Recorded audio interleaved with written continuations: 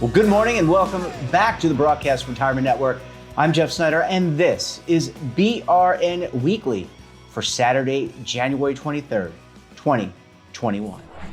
And our top story this week, pedestrian fatalities are on the rise.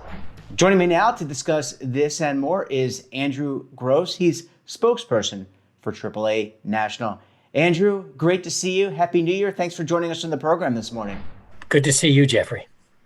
So let's jump in because the AAA Foundation just released, this is a research foundation, I'll let you explain that in a second, but just released some really disheartening news that traffic fatalities and pedestrian fatalities in particular have actually increased. What can you tell us here, Andy? Well, yeah, you're right.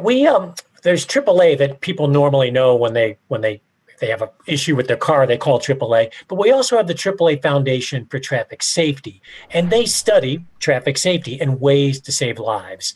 And one of the things they do is analyze data and conduct research and do reports. And this latest research brief looks at a decade-long trend in pedestrian fatalities. And what they've discovered is that for the first time in really 30 years, pedestrian fatalities are now increasing. From 2009 to 2018, the rate of fatalities has increased 55%. Just let that soak in for a minute, 55%, and almost all of it in urban areas. So what's the causation here? Is it the fact that we're looking at our devices more? Is it a function that we're just driving carelessly? Is alcohol a big part of this? Is there any rhyme or reason to the symptom or to the reason why this is happening? You know, that's a great question. And the only way we can figure out why this is happening is to look at where it's happening. And we know it's happening in cities. And we know that the biggest increase is mid-block accidents. So clearly the pedestrians are not in a crosswalk. And it's not on the slower roads, but it's on what they call arterials. So it's like a road in a city where the speeds are over 35, say 35 to 45, and almost always at night. So 3/4 of the accidents are happening at night. Yeah, I'm just thinking in my head of what are all the impacts. And we've had numerous shows on this network about, for example, auto insurance and healthcare.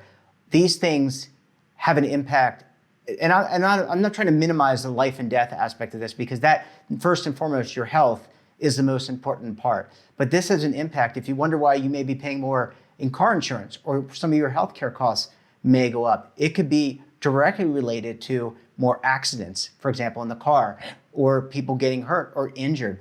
Andrew, any sense from maybe the National Highway Safety Administration about ways to educate or improve upon this? Because this 55% increase is just not acceptable. It is just not acceptable. And we have to work to minimize that.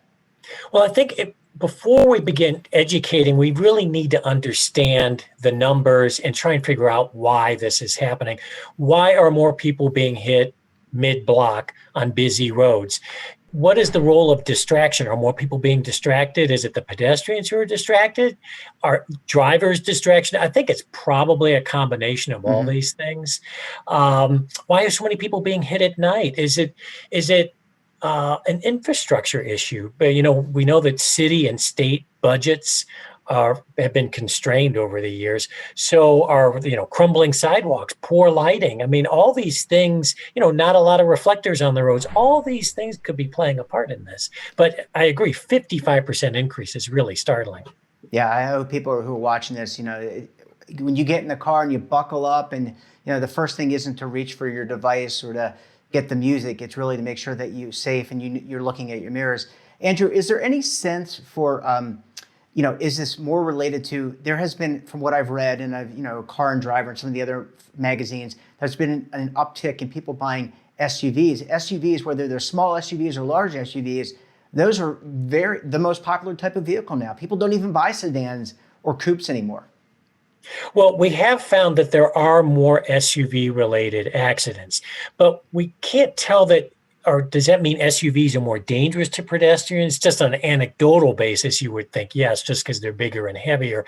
But that increase could also be because there are just so many more SUVs on the road now. And you're right, people just aren't buying sedans like they used to. So that's a hard number to kind of parse. What we do know is that speed makes a big difference. And we've seen speed increases on highways all around the country ever since we got rid of the 55 mile an hour interstate speed limit. But that those numbers are also kind of creeping up on our big city streets too, and those major arterials. And there is a big difference if you're a pedestrian being hit by a car going 25 versus 35 and 40. That is a big change in energy and mass for the vehicle that hits you, but the human body can only take so much. And I think that is also playing into this big increase in fatalities. Yeah, as you were talking, I'm thinking about keeping my hands at like I was taught at 3 and 9 o'clock. You mentioned infrastructure, Andrew, and it could be that, as you said, that that our crosswalks, our sidewalks are not up to snuff. What about people who cross mid? They don't even cross on the crosswalk. I mean, that seems to me an educational issue. And I don't think you can always put this back on one party. I mean, I think it's a joint effort here. I mean, it's an effort by drivers, but it's also an effort about people to cross where they need to cross. What about some of these newer crosswalk technologies, to allow people to cross when it's the right time and be able to hear that, the auditory signal, et cetera? Well, all those are really important, but let me just drop some numbers on you here.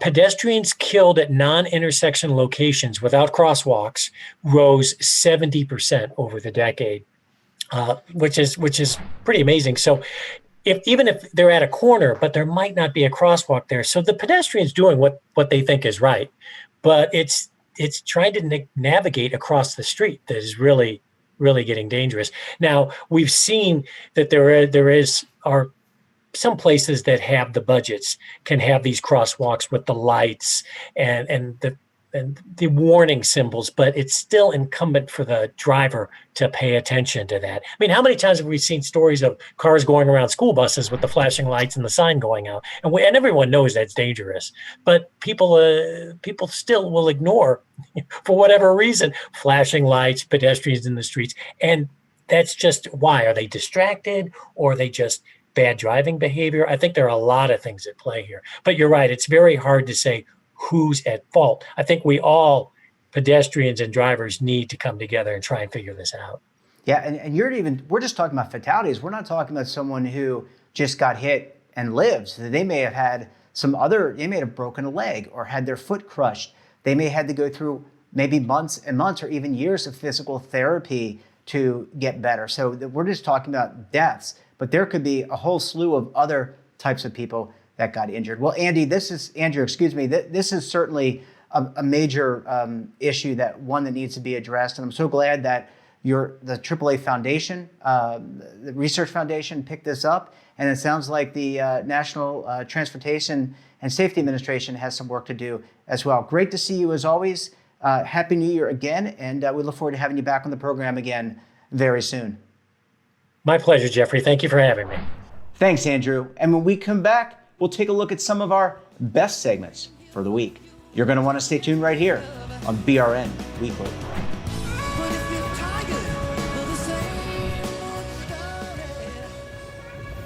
Imagine a new television network that will make you richer, healthier, and in control of your financial future.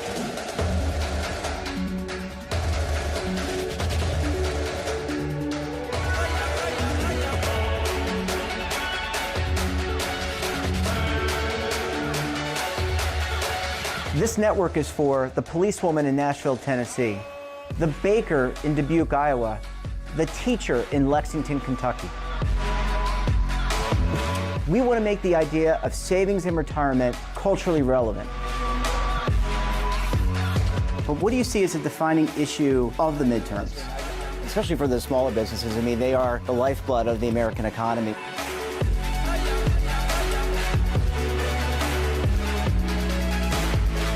Featuring exclusive interviews, current affairs, and docuseries. 33 years old, you retired early. The philosophy is money only matters if it helps you live a life that you love. But you got to start thinking about retirement as soon as you get in. The Broadcast Retirement Network will drive very high engagement with premium partnerships. So this isn't retirement and savings for your parents or grandparents. This is for all Americans. And we're going to change the way you think about money.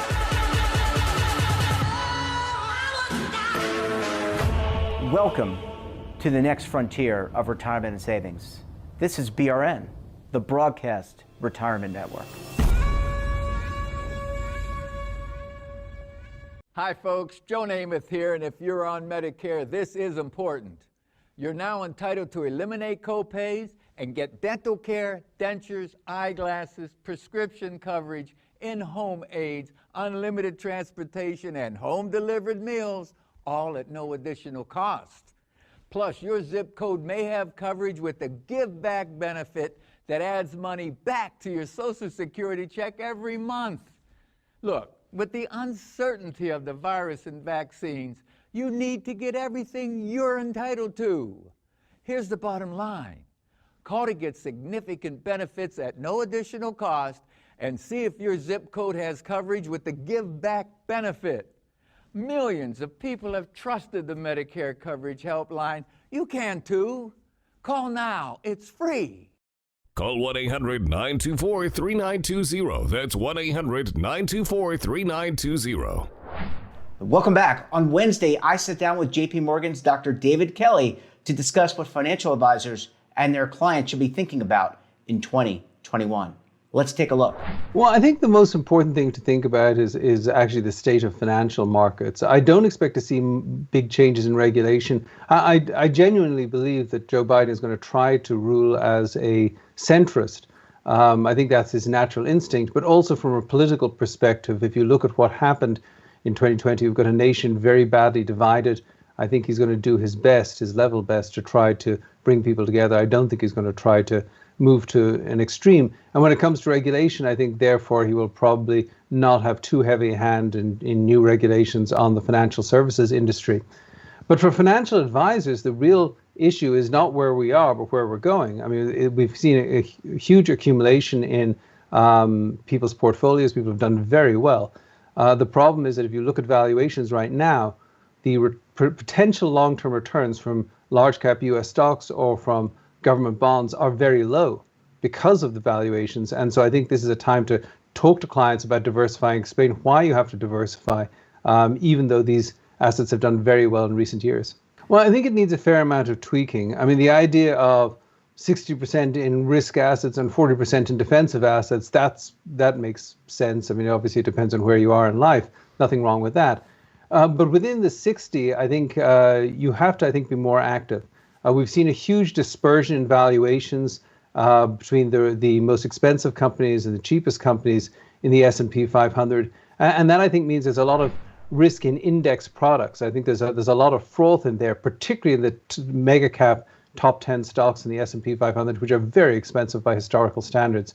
So you want to think about going active and try to look perhaps at some value stocks and sort of split up your investments within US equities. And then, 68% in equities, yes, but I think a very large chunk of that should now be in international equities. I have no problem at all in having half in US equities, half overseas, because we do think there'll be stronger growth overseas in the long run, particularly in emerging markets.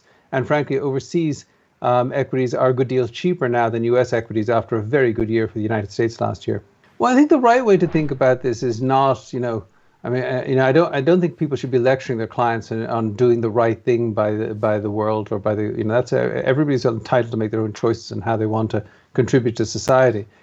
I think the better way to look at this is think about, we're going to be looking for growth going forward. That's going to be the problem because the US economy, when it hits full employment, is going to be growing rather slowly. Where do you find growth? Is growth going to come from fossil fuel industries, from oil and gas industries, or is growth going to come from new technologies to make the world less dependent on carbon fuels and on hydrocarbons? And I would argue that it is these green areas that are going to grow the fastest over the next 10, 15, 20 years. So I think you want to latch onto that, but you need to have good managers who are genuinely finding companies that can thrive in this space. There's going to be a lot of government focus, particularly in Europe actually, but also really around the world on how do we do things in an environmentally more friendly way, they're going to be winners and losers. And the trick is to find the winners in the green space who can not only do some good for the world, but also actually make you some money in the process. You know, obviously there are issues of corporate tax rates, but I don't think corporate tax rates are going to move in the next few years anyway. I think the bigger issue is you've just got to look at where we've been and where we are in terms of valuation. Because what we've seen, you know, last year was an incredibly traumatic year for all of us. But it was also a year of great confusion. And when people are very confused and traumatized, what they tend to do is just stick with what they've done. And in fact, what investors did massively was double down on their original bet. So we saw a lot of money going into growth stocks and a lot of money going into long-term bonds. But that has left valuations extremely stretched. And so what people need to look at is, you know, don't think so much about the administration. Think about what is honestly in your portfolio, what's expensive, and what's cheap? And what's cheap out there that you don't own any of? And I think that's the question people need to ask. Now, you've always got to think about Uncle Sam. Think about, you know, you don't want to be getting a lot of paying a lot of capital gains taxes to make changes in your portfolio. You've got to figure out a tax efficient way of doing whatever you're going to do. But still, I think people need to ask themselves deep questions about, are they in fact overweight now the stuff that is the most expensive stuff in financial markets? Because if they are, they really should do something about that if they want to protect what they've earned and accumulated in recent years. Joe Biden did run on a program which was paid for, some of it was paid for by higher taxes on individuals earning over $400,000 and on raising the corporate income tax. But, you know, that's what he ran on. But if you'd had a blue wave where the Democrats took 53, 54 seats in the Senate, maybe that would have happened. But the way I read it right now is there is no great appetite to push up taxes. You know, I think a lot of freshman congressmen in the Democratic Party, you know that, you know, there's the margin is very thin in the House. The margin couldn't be thinner in the Senate. They're going to be looking forward to 2022, and frankly, politicians who haven't paid for their promises have done just fine. So, you know, I could see Joe Biden talking about, you know, another coronavirus relief bill because we need to do it. I think you'll see Pete Buttigieg introduce a infrastructure bill to try to deal with this long-standing problem. I think those can get votes in the Senate. I just don't think there are 50 votes in the Senate for an increase in corporate taxes. So I don't think you're going to see that change in taxation. Now, part of me is happy because I don't want to see higher corporate taxes. Part of me is worried about it, though, because if we don't do something about our fiscal situation, I do think there are problems down the road in the middle of the decade. And so I am worried about our politics kind of breaking down in terms of us paying our bills. But I don't expect to see higher taxes in the short run. And yesterday, I spoke with MarketWatch's Alessandra Melito to learn how employers are helping employees shore up their retirement savings. Let's take a look. Now we have a Democratic-led Congress, and we also have a Democratic president. And with that, you know, there will definitely be some changes to legislation.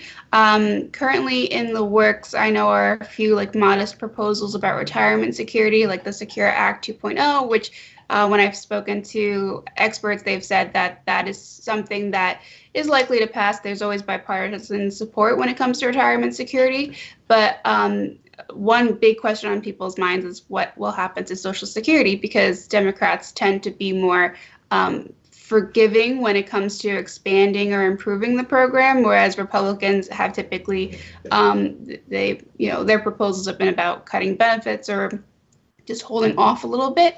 And that's something that we as a country can't really do for too much longer. The trust funds that support the program are expected to run out of money by 2034. And then on top of that figure isn't even taking into consideration the effects of COVID-19 on the program, which, you know, there are so many different factors that go into that, as well as the unemployment rates and things like that. So the deadline might be even sooner. The only problem is Social Security is, usually untouchable. It's something that a lot of different political parties do not agree with. Like I said before, Republicans are more likely to propose cutting benefits or just holding off, whereas Democrats are more likely to suggest raising income taxes or things like that. So and another problem, even though there is a Democratic-led Congress, Social Security is one of those things that it's not a 50-50 vote or a 51-49 vote. It's not something that the vice president can just break that tie. It has to be a supermajority for Social Security legislation. So there's a better chance of seeing something on Social Security sooner, but it's not like just a shoo-in. Employers are trying to help their employees any way that they can. Everybody has been hit by the coronavirus crisis in some capacity. Sometimes these are small businesses that are really struggling, and at the moment there's not much that they can do because they're just trying to survive. But for the ones who are lucky enough to have employees that can stay on and they can try to help their employees in some way, they're looking at things like helping with student loans and either paying a part of their student loans or working some sort of program so that they're contributing to student loans, but employees can continue contributing to retirement as well. Because right now, student debt, it's a huge barrier for a lot of people to save for retirement. They're younger, they may not be at their peak earning, and they have to divide their income into so many different categories: student debt, housing, car payments if they want to start a family. There's a lot going on there. So retirement isn't always a top priority since it's so far away and people don't typically think about themselves in like 40 years. But lowering student debt for an individual could really allow them to pay into their retirement account, also get rid of some of that debt for their 30, 40, 50-year-old selves, and just find that little nest egg for themselves. Another thing that employers are doing is opening brokerage windows so that people can make more individual choices for their investments. That's obviously a very small factor of people who are probably going to be interested in that, because some people are, they see investments and they get stressed out and they don't know which choices to make for themselves because, there are just so many choices and finances can be complicated. But there are people who do know what kind of investments they want. And if that's something that they're interested in, they now will have an extra opportunity to pick things outside of what the plan would typically provide to them. And I'm trying to think. Oh, and also another big trend has been auto enrollment and auto escalation. Yep. Those are big behavioral finance things, but basically it just says that the employer will automatically put a new employee into a retirement plan as opposed to having them opt into the plan, which is less likely to happen, at least anytime soon when they start a job. So I think the pandemic has really ushered in this whole new concept of working from home. Like, I know people did it before, but we were forced as a country to do it for the most part, for those who don't have to be at their jobs to do their jobs. That is something that I think employers will be doing a lot more of, just, providing that ability to work from home or to provide childcare or elder care. A lot of people these days, it's not just children that they're taking care of. It also is older family members that, like parents or grandparents. And employers are they're either providing some sort of time off for these people to take care of their loved ones, or they're providing some sort of other benefit that can support them. Because caregivers, they're not just taking care of family physically, maybe going to the grocery store or, changing a light bulb or something like that. They're also, in some cases, financially supporting their family members. It's also a very emotional time. Caregivers, sometimes they have to leave the workforce, they either have to shift to part-time or they have to just leave the job altogether because there are a lot of responsibilities, and the pandemic has made that a lot worse for current caregivers. So it is nice to see that employers are taking notice of all of these family responsibilities that they have, and they're incorporating it into their workplace. Just because if they didn't, there are a lot of negative consequences that can come from this. Caregivers, if they leave the workforce, and this is common with women and people of color, if they leave the workforce, they're not paying into Social Security anymore. So then they get a smaller benefit later on in retirement. They also might have to leave their 401ks or any other type of retirement retirement account they get at work, and then they have less savings. They're spending more of their money on the day-to-day, so there's not that much for them to put into an IRA. There are just so many different aspects that will affect retirement later in life. So it's nice to see that benefit. That wraps up this episode of BRN Weekly. Have a topic of interest, someone you think we should talk to? Then drop us a line. And don't forget, for all the information in retirement markets, technology, personal finance, so much more, all in one place, check out today's edition of The Morning Pulse. Don't forget, we're back again tomorrow for BRN Sunday. That's our news analysis show, or information analysis show. I'll be joined by members of the media, academia, financial services as we look at news all around the globe. So until then, I'm Jeff Snyder. Stay safe, keep on saving, and don't forget, roll with the changes.